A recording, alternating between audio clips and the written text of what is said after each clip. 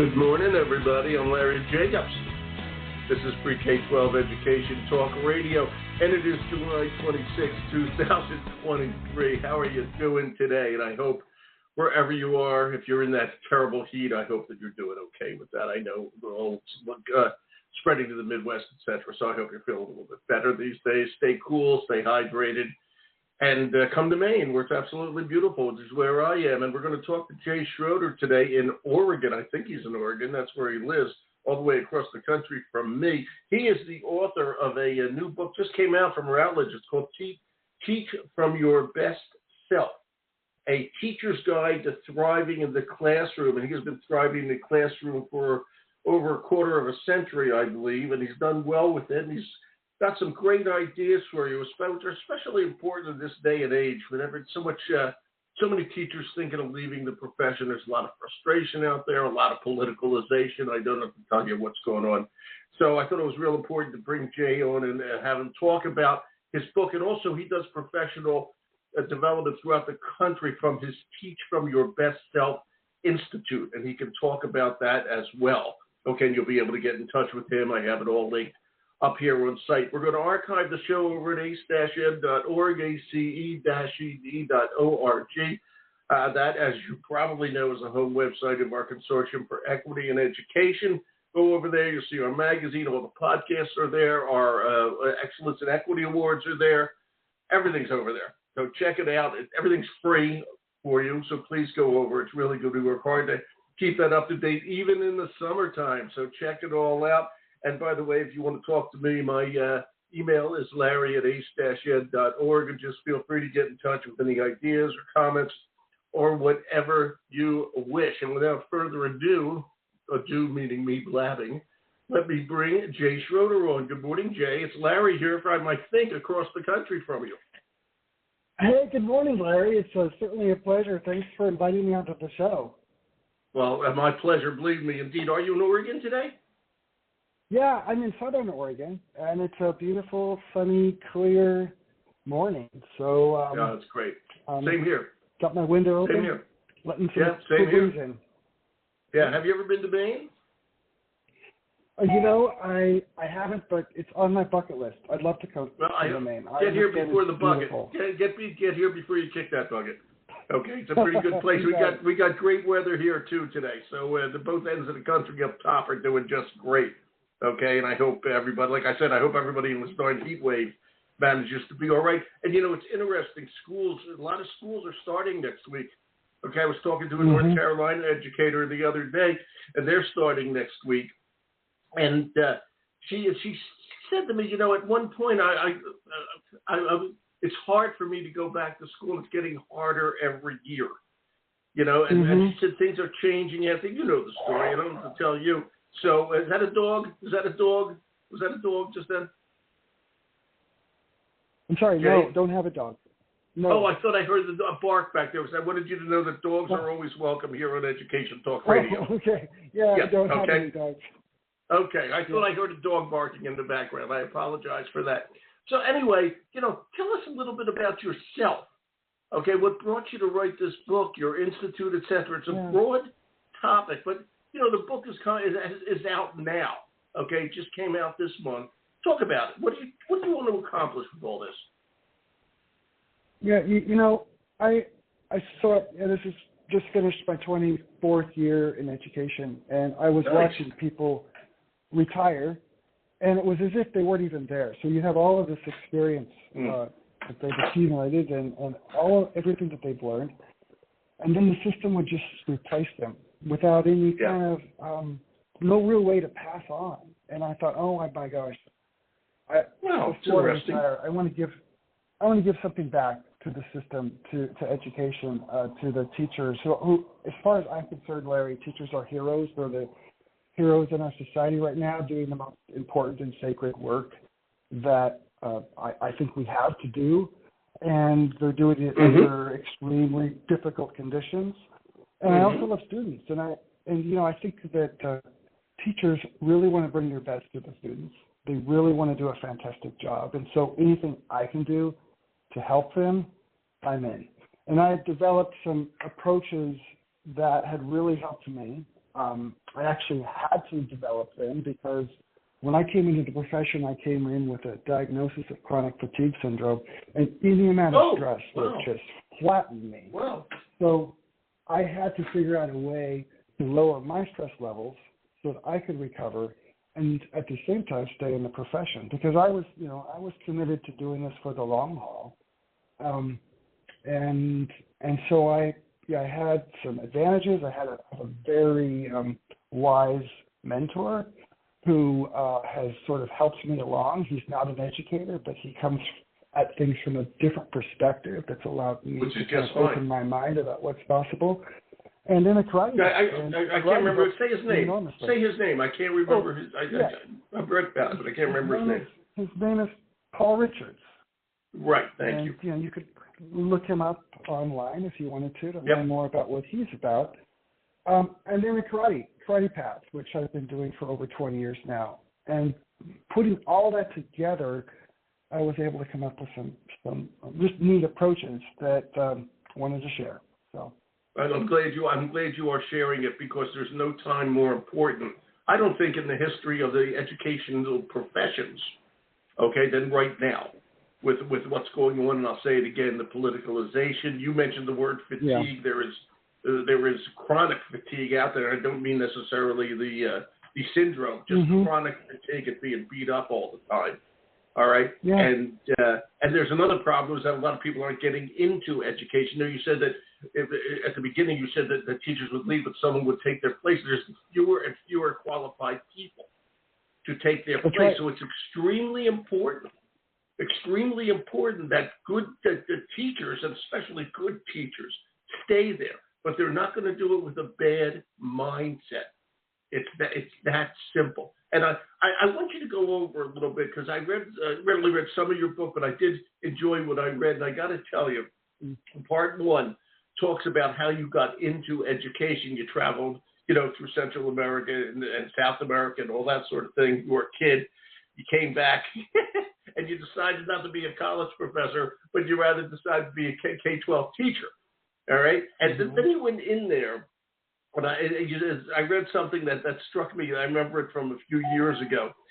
When I was a teacher, I just remembered that the faculty room, everybody was kind of complaining all the time. All right, it was just like that. Okay, and talking about the kids, and sometimes a lot positive, but also some negative stuff. All right, and it tends to be endemic once that kind of thing happens. And I just thought it was where I was teaching. Okay, then years later, after I retired from business, I did some substitute teaching in the town I was living in New Hampshire. For fun, I knew most of the teachers, etc., and I figured they could use a substitute. So I went in there, and I went to have lunch in the faculty room, all right? And I'll never forget this. This is 25 years after I stopped teaching, and it was like I had never left the faculty room in Pennsylvania. Here I am in New Hampshire, and they're complaining about the same things. The amazing part being, I'm just a substitute teacher. I'm a member of the community, and here they are complaining the same thing. And they were having trouble doing what they do. All right, it was obvious. Yeah, and you know this. It's just the way, and that's why I thought your book. You got to keep yourself as a teacher in good shape, and that's not physically, of course, important, but mentally important. It's hard. You're dealing with kids all day, and you're dealing with administrators all day. It's hard out there. Okay? Yeah. And you're. I'm going to say this the right way. I think your Teach from Your Best Self Institute. Did that come before the book? I believe it did. Yeah. Right. I started planning it before the book, for sure, because that was my vision for it, was teacher training, professional development. But then the pandemic hit. And so, in like the pit of lockdown, Larry, August of 2020, I actually was wondering, would we ever have teachers gathering together again to do professional development? It actually seemed like I didn't know. So that's when I got this inspiration to write the book. And I started it in August of 2020. I led the first actual training of Teach from Your Best Self in June of 2021. And then the book was picked up by Routledge because I had a draft by then in July of 2020. 2020. Boy, I guess it's been a year, so 2022. So yeah. No, it's 2023. And now it's out. Yeah. So there you go. And the book is out. Oh yeah, it's August 20. Yeah, August 2023. Right, it is August 22. I told you it was 2024. Give me a break. Okay, it's that time of the day. What can I tell you? My year's wrong, everybody. I don't know why I was thinking that. It was just ridiculous. Okay, so this is very, very interesting. When you went, I want to ask you this. When you went in and talked to those teachers, okay, in 2021, what was that like? Teach from your best self. But what was that experience like for you? That was a moving experience for me because I didn't know. I thought I had something good, but I hadn't run it by anybody. There was a few people that believed in me and were supporting it. I wrote a grant with a wonderful colleague of mine at Southern Oregon University, and she and I wrote this grant for the program, and so we were able to launch it. But when I launched it, I was like, okay, here's what I got. And I have to tell you, the response was overwhelmingly positive. And it overwhelmingly so positive or negative? What'd you say? Yeah, positive. Positive. Great. Positive. Great. People were, oh my gosh, this is the best. They were using words like, this is transformational for me. This is not only made me a better teacher, this has made me a better human being. It's made me a better spouse. It's made me a better parent. Because all of these things, doing them from our best self, actually makes everything go better. And everything becomes easier. Yeah. Yeah. I'm just, when you say from your best self, okay, the book is Teach from Your Best Self. What do you mean? What are you referring to? Your best self. Yeah. What does that mean? Yeah. So, in the book I talk about how, as a kid, my home life was often chaotic, right? And so we grew up in 5 acres of forest, just beautiful forest, and I would retreat into the forest. And when I was out in the forest, I could feel myself. Like I was calm, I was relaxed, I was open, I was curious. Mm-hmm. And then I go back in the house, and I would be more agitated, more anxious, more like what's going to happen next. And so the inspiration from the book, if you can imagine 2 parallel horizontal lines, and if you just denote the top one as me being in my best self. So that's when I'm most authentic, when I'm most genuine, when I'm most feeling alive, vital, connected to my sense of purpose. And then the bottom, then below that's the range, right? And so typically human beings, we're driven by circumstances. Something good happens, I'll go to the top of my range. Something I don't want to happen, and I'll slip to the bottom. And so, I could become more frustrated. I could become stressed. So one of the things that I write about in that book is the stress response system in our brains and how easy it is for us as educators, under the pressure we're under, to have that get triggered. Mm-hmm. Now, when the stress response system gets triggered, my limbic system perceives a threat, it tips me into fight, flee, or freeze. And when that happens, it literally pulls resources from my neocortex. That's the part of my brain that I need to teach from, that I need to be creative and strategic and respond to situations. And it turns me into the survival mode where I become very reactionary, I become impatient, actually lose access. I kind of am more a limbic and reptilian brain moving person instead of a whole brain centered person. And so when I'm trying to teach from that place, it's not going to go well. And besides that, it's because stress, these kinds of stress reactions are contagious. We're kind of like deer. If you stumble across a flock, or not a flock, but a herd of deer, one of them might hear you and they all bolt, right? Yeah. So one of us falls into a stress reaction, and next thing you know, that starts like popcorn all over the classroom. Yeah. And now I'm trying to teach a class, And none of us really have access to our learning brain, which is the worst place for us to be when we're trying to do education. So what I need is access to my whole brain. From that point, I have all of my tools, all of my resources, all of the great professional development I've taken, all of the strategies, the techniques, I have access to them, and I can respond to situations and manage them much better than I could if I didn't have access. And Larry, I learned about this. It's became really real to me in karate, in martial arts. Because if somebody more experienced was coming at me really hard with a lot of kicks and punches, I would tip into a stress reaction and I would just start flailing. And I would lose access to whatever karate skills I had. So it didn't matter the training that I had if I didn't have access to it.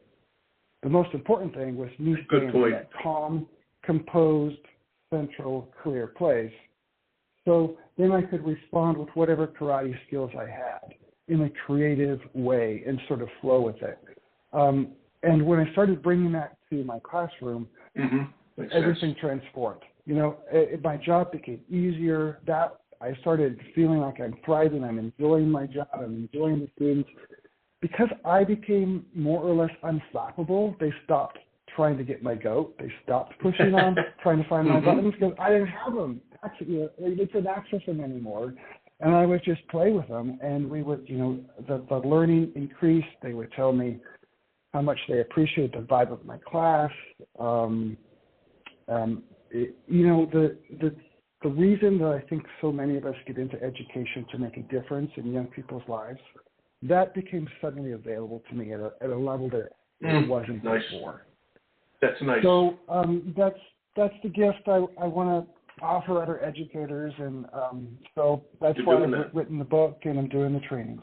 Yeah. That's and you're doing it. I have a question. When you talk to the people in that first institute, 2021, I guess it was. Okay. Yeah. And how long was that? How long were you with them? Yeah. So, change takes time. Of course. And this is it's a whole different mindset for educating. Because in Teach from Your Best Self, we're focused on who the teacher is, like the self we bring, more important than all of the strategies and techniques. And just about any other professional development I've been to, I'm learning new technology, learning new techniques, learning new instructional methods. But this is a different question. This is who are we? And it takes a little bit of time to just kind of prioritize that and start to see when we slip from our best self, and then develop all the strategies that I have that I offer people and use them in practice. So I see them for a week in the summer. Like we take a whole week. A whole week. That's what I was asking. Over the whole thing. And then so that it sticks, I meet with them once a month throughout the school year.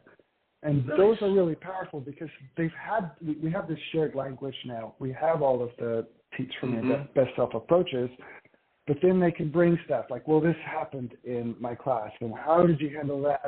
And so we can start to look at how they can start bringing more of Teach from Your Best Self into their day-to-day practice. And so by the end of the year, they basically transformed their whole relationship to education and teaching, and they're able to get a lot more done with a lot less output of time, energy, and attention. And so let me ask you this, and thank you for that answer. Okay, I was curious about that because to be able to devote a week to this is really, really important. And to make somebody say, and they did say to you that it's transformational, that's very impressive. Because they've been doing it for a while, which brings me to, they've all been trained to be teachers, but as you well know, Jay, education schools, at least to my knowledge these days, still don't focus. They still don't focus a lot on social emotional learning, which is kind of what we're talking about here. And they certainly don't talk about the psychology, the SEL of being a teacher, okay, which I think is extremely important. A lot of teachers leave in the first couple of years. They just aren't prepared for it. They're prepared academically, but they're not prepared psychologically for it. And it is tough. You got to do that, okay? I'm just leading. You are an affiliate professor at Southern Oregon. What town is that in? Where is that? Well, that's in Ashland. So I'm in Medford. Ashland's like 20 minutes down the road. Good, perfect. So, yeah. Beautiful place, beautiful part of the world, I might add. Okay, and so it's in Ashland, and I'm curious. You're in the education department, right? Well, so I've been a classroom teacher. I'm a K-12 high school teacher for the last 24 years. The last 10, I've worked at an alternative school. I'm an affiliate faculty member at SOU, and so that just gives me access to.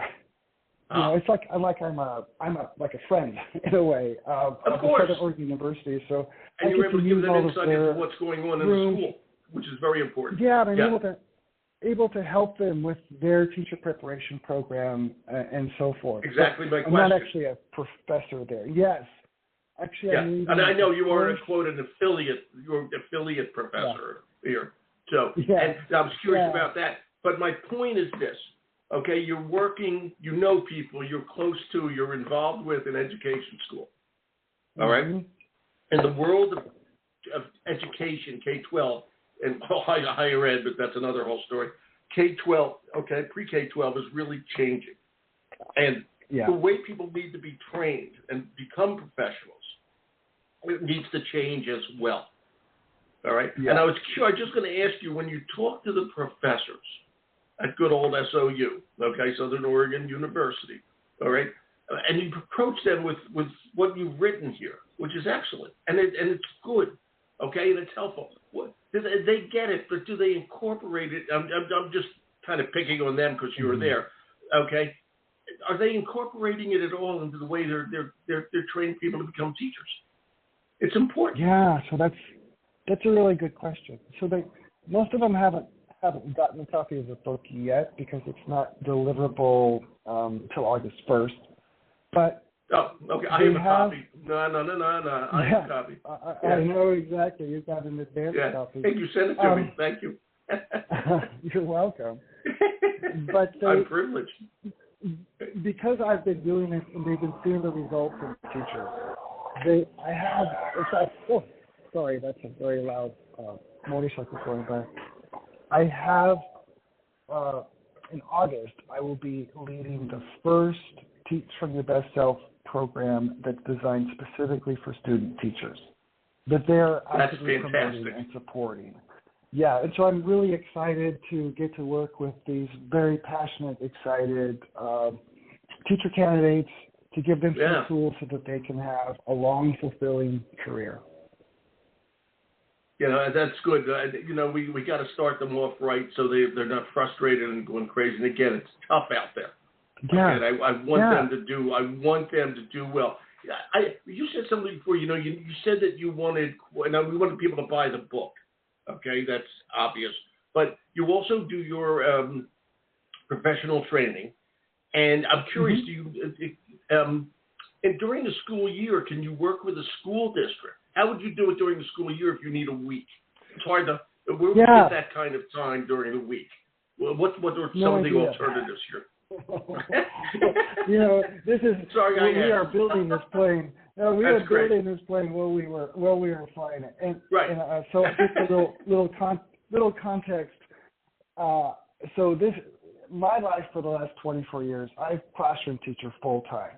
Now the last 4, I've been building Teach from Your Best Self, both the professional development and as well as writing the book and then leading these trainings. So my plate has been so full just maintaining what I'm doing. And now that the book's out, for next year I have a different job. So I'll be working for Southern Oregon Educational Service District, and they have a division called Southern Oregon Regional Educator Network, where I'm going to be an implementation coach, kind of a teacher mentor figure. That's from an ed service agency, I assume. Yeah, that's excellent. I love those. Yes, exactly. And so that's going to give me a lot more freedom. It's where I can figure out and work with other districts or other folks around the country about how I can come and bring Teach from Your Best Self to them, because during the school year, a week, you're right, that's not logistically feasible, but there are some ways that we can work now that I'm more freed up in terms of my time to be able to come and offer support in whatever way I can. Yeah, and also there's the internet with Zoom meetings and all that sort of stuff. I was just curious how you're going to do that. And you will do it. Believe me, you will do it, okay, because this is very, very important. I'm going to ask you to do something, Jay. Pick out, just give an example of one thing a listener could do, okay, that would help them with classroom management, etc., so they get a sense of what's in the book, what they walk away with, so to speak. Yeah.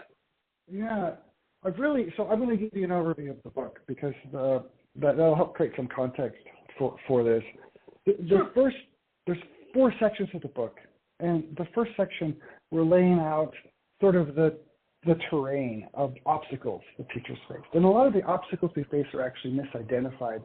One of them actually is how our brains work, and so we look into the neuroscience, we look at how teaching and learning happens.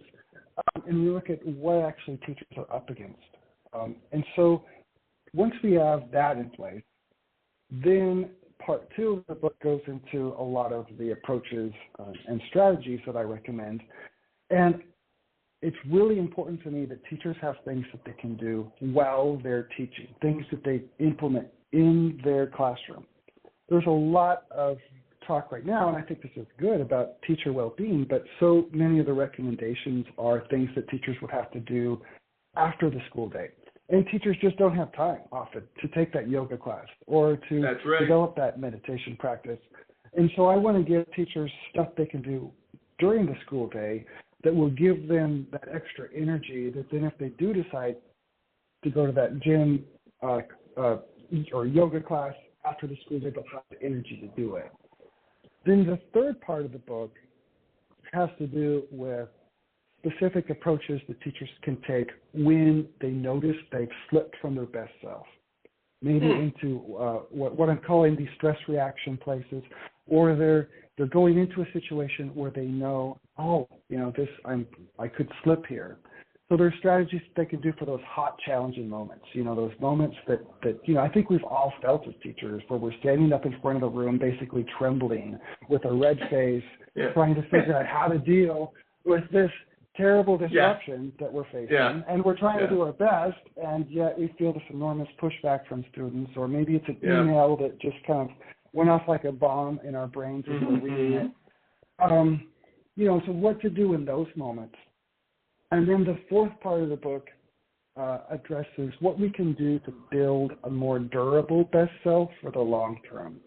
There's approaches, research-backed approaches we can take that will allow us to become just less susceptible to being reactive inside of situations. And so I'm happy to give an idea or an approach from any of those 4 areas. What do you think your listeners would like to hear? Oh, I think when you mentioned that, you're standing there red-faced trying to get control of A, yourself, and B, the class. Okay, what's an easy thing to do? I think that's very typical. So I'll give you something that they offer to Navy SEALs before they go into a firefight, and that's called box breathing. And so I figure if it's good enough for the Navy SEAls, it's got to be good enough for educators. So we are under fire, not in the same exact way, but there is this under fire experience that we're in. So basically what we're going to do is we're going to exhale all of our breath,